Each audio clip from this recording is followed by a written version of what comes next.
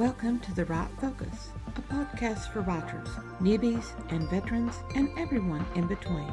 We're hosted by M.A. Lee with the assistance of Remy Black and Edie Rooms, all from Writers Inc. books. Our focus is productivity, process, craft, and tools. Each episode lasts as long as it takes to fix a quick dinner, drive a short commute, or take a brisk walk. Resources and links are in the show notes. Visit us at therightfocus.blogspot.com. Now, on to this week's episode.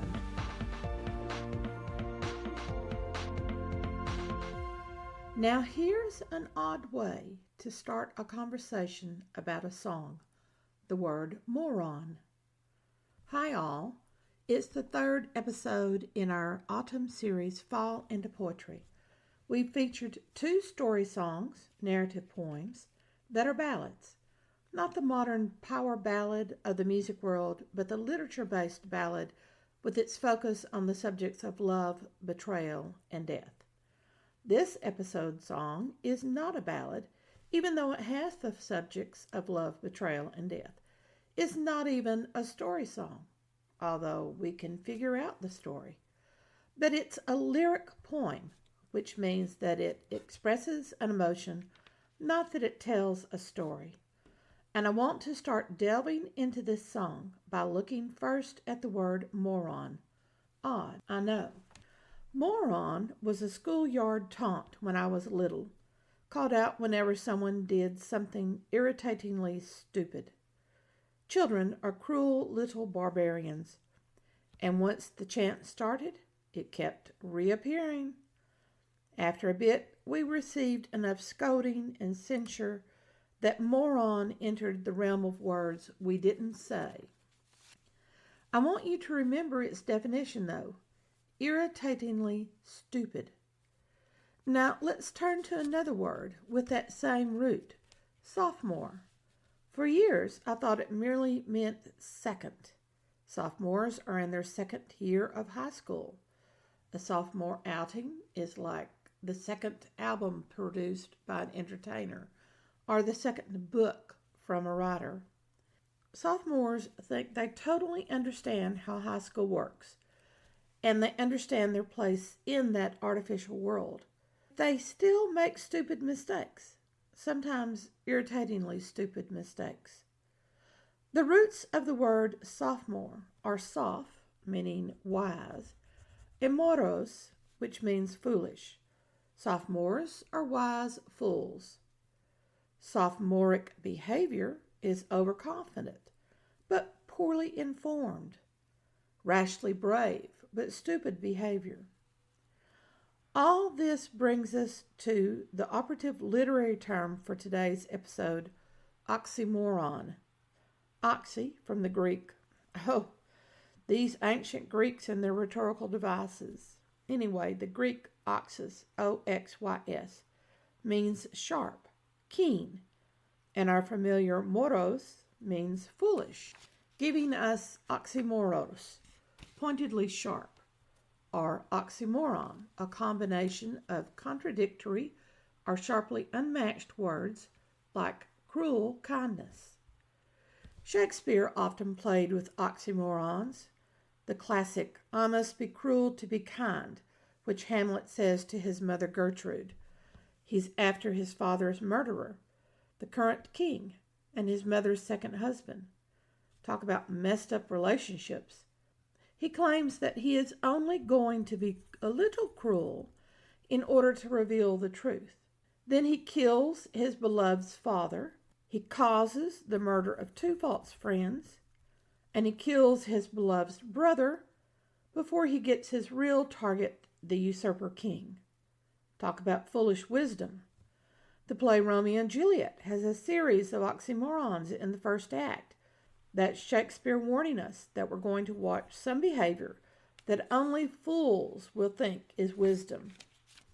The list of oxymorons: sweet sorrow, loving hate, heavy lightness, bright smoke, cold fire, sick health, fortune's full, fiend angelical, dragon keeping a fair cave.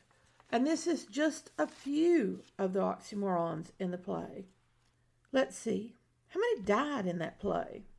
Romeo, Juliet, Mercutio, Tybalt, Count de Paris, Lady Montague. 6. Is that number high enough to sacrifice for wisdom? Sorry. Don't get me started on bloody tragedies and Romeo, the murderer, which every modern film glosses over. Morons.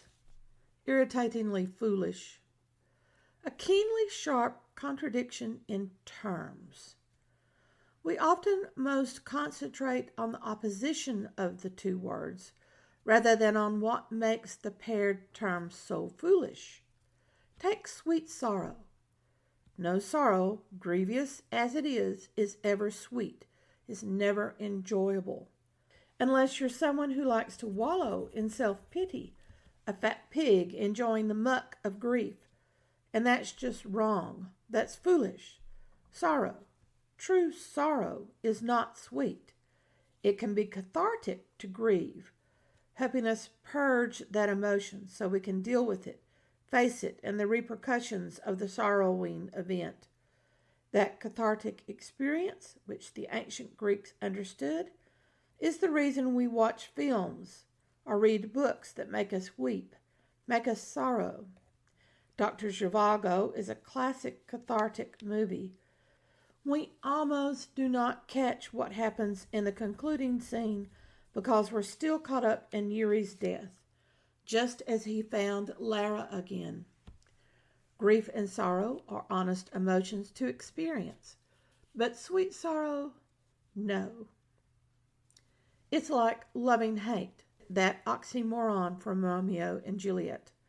Loving to hate shows a twisted essence in someone. Oh, brawling love, oh, loving hate, the line says, both twisted from a healthy life. It's foolish to love to fight. It tells us a lot about someone who wants such drama in their life, someone who picks a fight with a spouse or a friend and then recounts it blow by blow. That's twisted. They're glorying in dishonest emotion, dishonest in that they deliberately chose to argue and fight, then had a secret glee as others reacted. These people are not those you want to be around. It's sometimes hard to spot them in the beginning. Then emotions and guilt can trap us, but eventually we become more tired of the artificial drama and our emotional connection burns out, leaving cold ash. That's a good lesson for constructing characters, the oxymoronic behavior. And that finally walks us to this week's lyric song, Fleetwood Mac's Little Lies. The title alone is an oxymoron. Lies are not little. They're a betrayal. We tell ourselves that the little lies, the so-called white lies, they do not hurt others. We're actually being kind to someone by shielding them from the truth. Nope, it doesn't work that way. Better to tell them the truth and help them correct the problem than let them continue in falling short of whatever standard they are not meeting. That's a hard line, but the truth only hurts a little. To let them continue on with that lie in place, that's betrayal, and it hurts them and us. Christine McVie penned the lyrics to Little Lies. It's structured with 2 stanzas, a chorus and a reprise, before the chorus repeats to take us out of the song. The speaker I associate with McVie, so I'll call the speaker she and her. The first stanza introduces us to this woman who willingly accepts little lies in order to keep what she wants, which is a lie to herself. If I could turn the page, she sings, I'd rearrange just a day or two. She doesn't need major changes to live in her carefully constructed but false world. Just a couple of times she'd have to forget about or change the page. She's willing to close my eyes to the truth, whatever that truth is. At some point, she'll settle for one day to believe in you. Is that today, the day that she's telling lies to herself to believe in him? Or is that some hoped-for day in the future, when all the lies will come true. Do lies ever come true? Lies like, we'll be together soon, honey. And yes, I want to have a life with you. And we'll make something wonderful together. The chorus lets us know that our speaker knows that the statements are all lies. Tell me lies, tell me lies, tell me sweet little lies. She wants to hear those statements. She wants the lies because they allow her made-up little world to continue to exist. Truth would shatter that world, that dream of hers. And here's another oxymoron.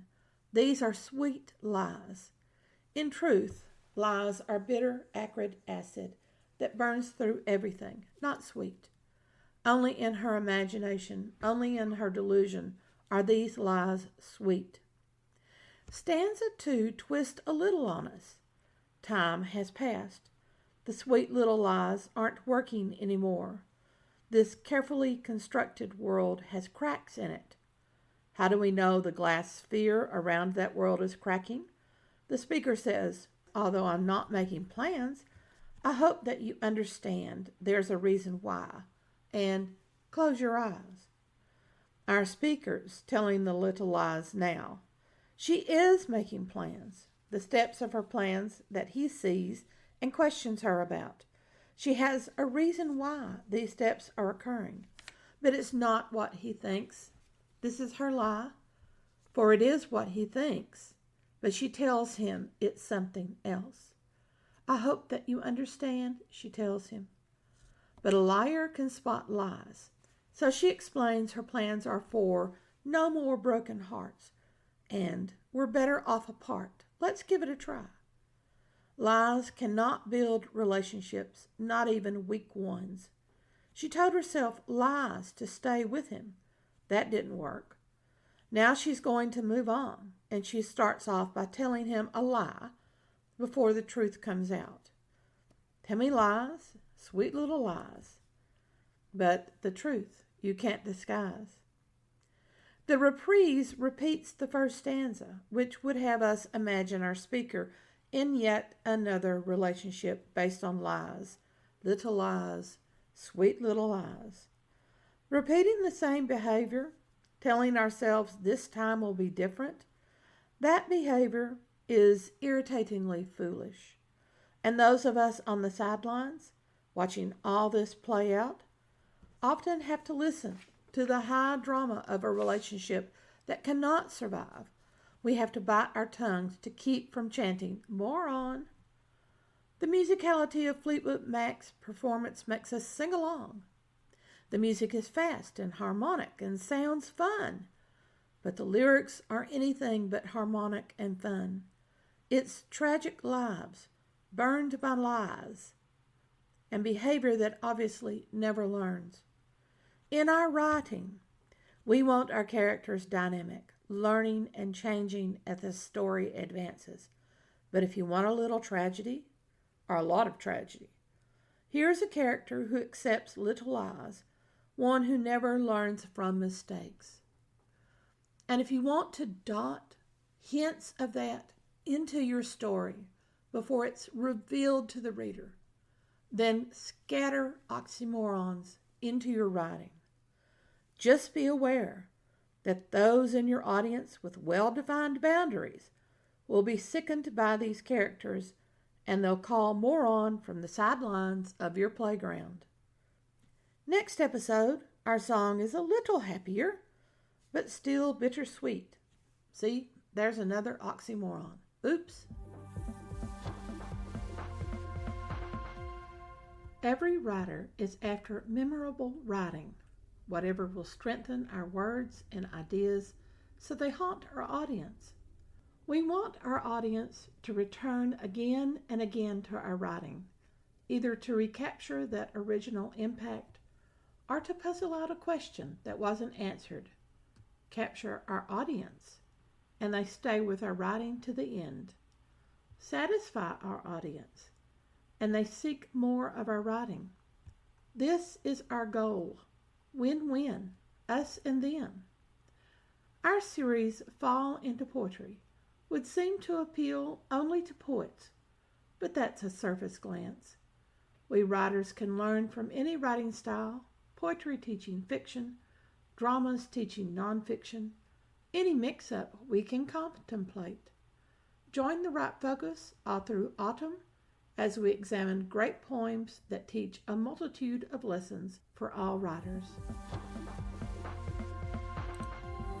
Thanks for listening to The Right Focus, a podcast for writers at all levels, hosted by Emma Lee from Writers Inc. Books, assisted by Remy Black and Edie Runes. Our focus is productivity, process, craft, and tools. Music is licensed through Audio Jungle, called Background Music Loop. Its creator is Alexander Polishchuk, known on Audio Jungle as Plastic 3.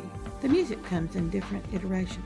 Show notes and resource links for this and other episodes can be found at therightfocus.blogspot.com. Write to us at linkbooks@aol.com when you have questions, comments, and speculations. We will try to answer you as quickly as possible. By the way, we will not mind your email address. That's rude. If you find value in our content, share with your writing friends or write a review. We're small beans here without the advertising budget of the big peeps, and you can make a difference. And whatever occurs, write on.